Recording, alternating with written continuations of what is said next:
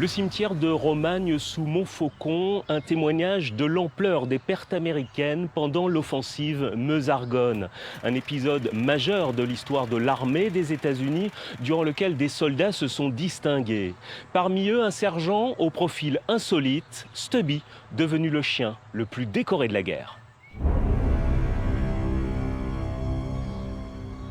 C'est sur le campus de l'université de Yale où il s'entraîne avant de partir sur le front qu'un caporal découvre un jeune boule terrier.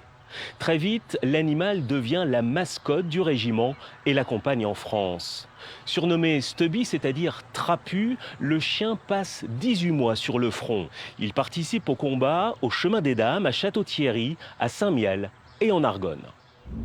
Stubby connaît le quotidien des 100 000 chiens qui servent pendant la guerre, utilisés comme porteurs de messages, chiens de garde ou chiens sanitaires allant chercher les blessés en première ligne.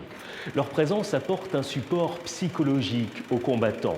Ensemble, ils connaissent l'épreuve du feu et les attaques au gaz. Stubby est ainsi blessé lors de la bataille de Seicheprey en Lorraine. Son plus haut fait d'armes, permettre la capture d'un espion allemand, ce qui lui vaut d'être nommé sergent. Revenu aux États-Unis et décoré de la Purple Heart et de la médaille de Verdun, Stubby devient une célébrité. Il est présenté au général Pershing et participe à de nombreux défilés de vétérans. Mort en 1926, il est naturalisé.